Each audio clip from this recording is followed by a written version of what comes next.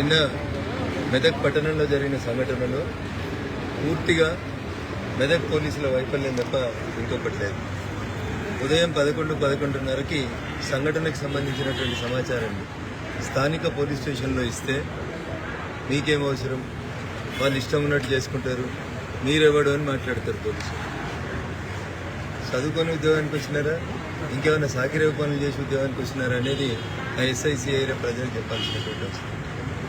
ఇంత జరిగి ఆస్తి నష్టం జరిగి కొంతమంది వ్యక్తుల తలలు పగిలి కొంతమంది కత్తిపోట్ల గాయానికి బాధ్యులైనటువంటి ఆ పోలీసులని వెంటనే సస్పెండ్ చేయాలని చెప్పి స్థానిక పార్లమెంట్ సభ్యుడిగా చాలా స్పష్టంగా డిమాండ్ చేస్తూ ఉన్నాను. జిల్లా ఎస్పీ గారికి కూడా చట్టాల మీద అవగాహన లేదు. మీ వాళ్ళని కంప్లైంట్ ఇవ్వమనండి అని చెప్తాను. నేను ఒక ఎంపీగా మాట్లాడుతుంటే మీ వాళ్ళని వచ్చి కంప్లైంట్ ఇవ్వండి అని చెప్తాను. చట్టం ఏం చెప్తుంది అనేది ముందు అవగాహన నేర్చుకుంటే బాగుంటుంది అనేది ముందు మా మెదక్ ఎస్పీ గారికి సందర్భంగా చాలా స్పష్టంగా చెప్పవచ్చు.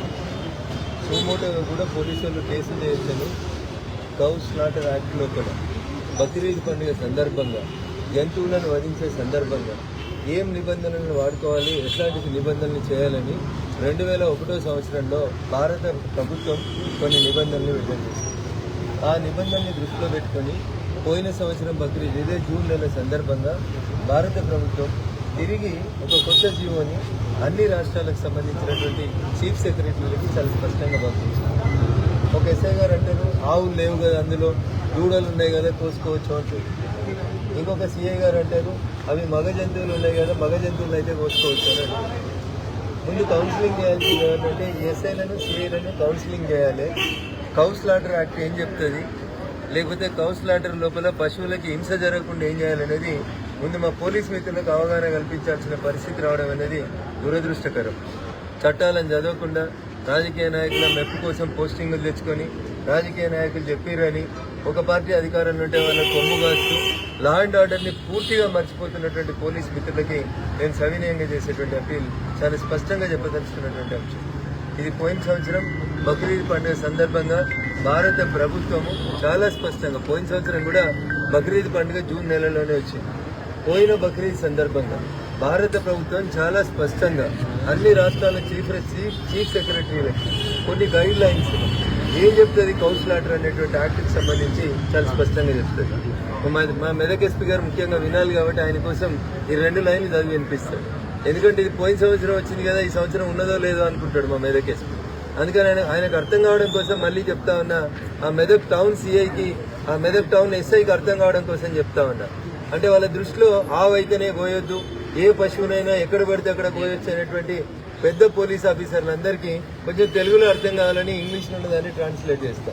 తెలిసిన పోలీస్ మిత్రులు బాధపడొద్దు, తెలియని పోలీస్ మిత్రులు తెలుసుకోండి. ఎందుకంటే ఒక వకీలుగా చట్టం తెలిసినటువంటి వ్యక్తిగా మిమ్మల్ని గైడ్ చేయడం, మిమ్మల్ని మంచికి వైపు నడిపించడం అనేది ఒక పార్లమెంటేరియన్గా నా బాధ్యత అనుకుంటున్నాను. అంతేగాని ఫలానా పార్టీ అధికారంలో ఉంది కాబట్టి, ఫలానా పార్టీ ఎమ్మెల్యే చెప్పింది కాబట్టి ఎవరిని చంపినా మేము ప్రేక్షక పాత్ర వహిస్తామనేటువంటి మెదక్ ఎస్ఐ సిఐల నిర్లక్ష్యాన్ని ఎట్టి పరిస్థితుల్లో కూడా సహించేది లేదు. పోలీసు ఉన్నతాధికారులకు తీసుకుపోయి నిన్నే సంఘటనకు పూర్తిగా మెదక్ పోలీసుల వైఫల్యం తప్ప ఇంకొకటి కారణం కాదు. ఉదయం 11 గంటలకు సంఘటన స్టార్ట్ అయితే సాయంత్రం 6 గంటలకి స్టాపింగ్ అయ్యేంత వరదాకా పోలీసుల చర్య నిష్క్రయాపరత్వం. అంటే పోతే పోన్లే ఏమవుతుంది, నీకేంద్రబాయ్ పో అంటాడంట ఒక సీఐ. వాడు కోస్తేంది అమ్ముతేంది నీకేంద్రబాయ్ అంటాడంట. అయ్యా సీఐ గారు నీకు తెలవాల్సింది ఏంటంటే ఇది పంపించింది జూన్ 21, 20, 23వ తారీఖు రోజు పంపించారు. ఏ సందర్భాన్ని పురస్కరించుకొని పోయినసారి బక్రీద్ పండుగ ఎప్పుడు వచ్చిందంటే జూన్ 29 రోజు, పోయినసారి జూన్ 29 రోజు బక్రీద్ పండుగ ఉంటే భారత ప్రభుత్వం అందరు చీఫ్ సెక్రటరీలకు పైన to the chief secretaries of all states, to the director general of police of all states, ఒక చీఫ్ సెక్రటరీలకు కాదు మీ డీజీ గారికి కూడా పంపించినారు. ఎన్నో తారీఖు రోజు 21 జూన్ 2023 రోజు పంపించారు. ఏం రాశారు సబ్జెక్ట్ లోపలనే చూడాలి. Stopping of illegal killing. దేన్ని ఇల్లీగల్ కిల్లింగ్ అంటారో మళ్ళీ చెప్తాను. Sacrifices of cows, camels and other animals అని ఉంది.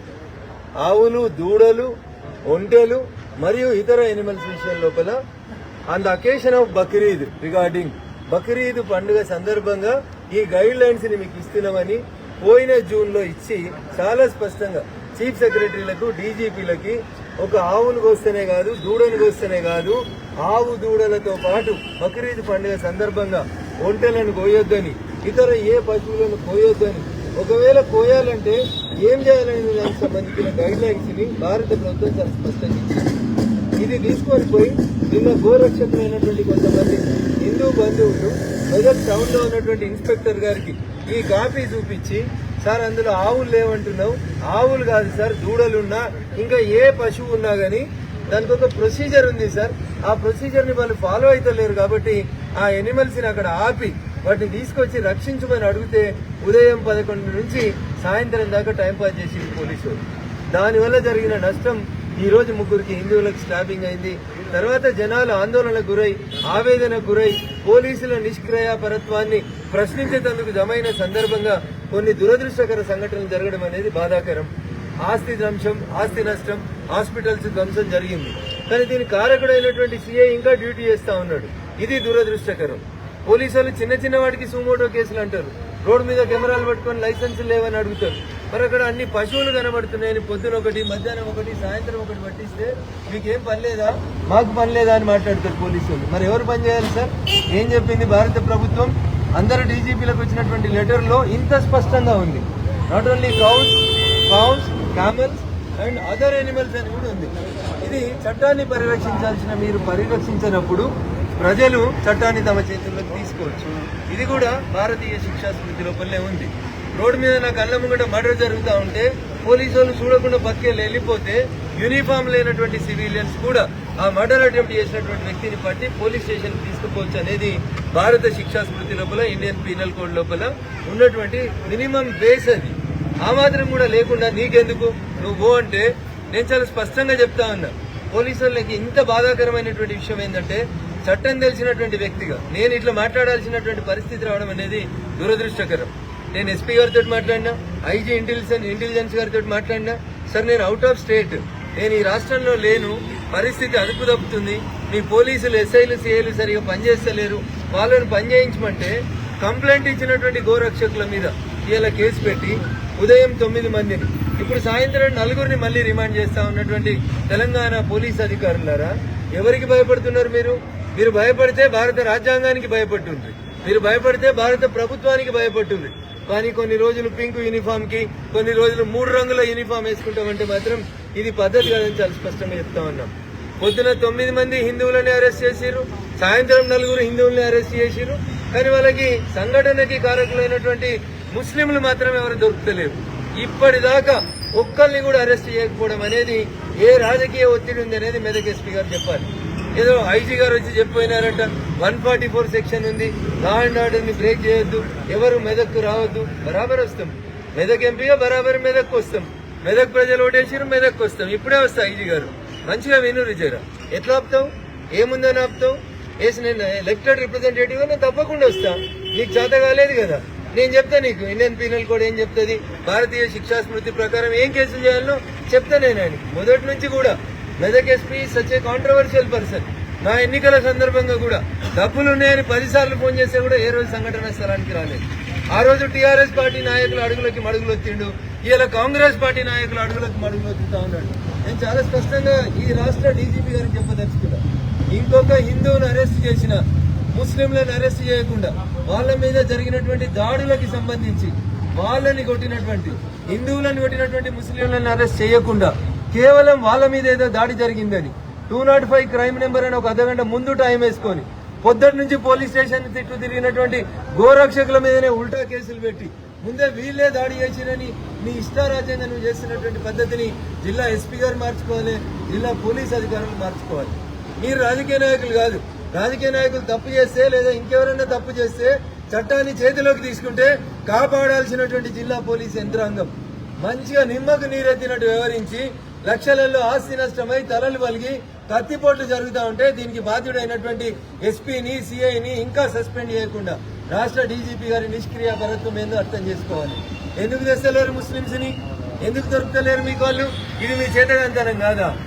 ఒక్కరు దొరుకుతలేరా? ఒక్కరిని రిమాండ్ చేయడం చేతమైతే లేదా? పొద్దున కోర్టుకు తీసుకుపోతే జడ్జి గారు మోకా భాష తిట్టింది. కనీసం ఊండ్ సర్టిఫికెట్ లేదు, దెబ్బలు ఎవరికి తాకినాయో కనీసం ఓపీ ఏడో ట్రీట్మెంట్ తీసుకుంటుండో లేక నీకు నచ్చింది కదా అని 307 పెడతా, నా చేతిలో పెన్ను పేపర్ ఉందని ఎఫ్ఐఆర్ రాస్తా అంటే పోలీసులు కూడా జవాబు చెప్పాలని సుప్రీంకోర్టు చెప్పింది. అందుకని పోలీస్ మిత్రులకు నేను చెప్పదలుచుకుంది ఒకటే, రేపటి నుంచి మీరు 100 మంది మీద కేసు పెడతామని, పీడీపీపీ యాక్ట్ పెడతామని, రాత్రి ఇళ్లలోకి ఇంకొకరిని తీసుకొచ్చి ఇబ్బంది పెట్టిన మెదక్ జిల్లా ఎస్పీ గారు జరగబోయే ప్రతి సంఘటనకి నువ్వే బాధ్యత వహించాల్సి ఉంటుంది. నేను అందరిలాగా ఏలుముద్ర రాజకీయ నాయకుడిని కాదు.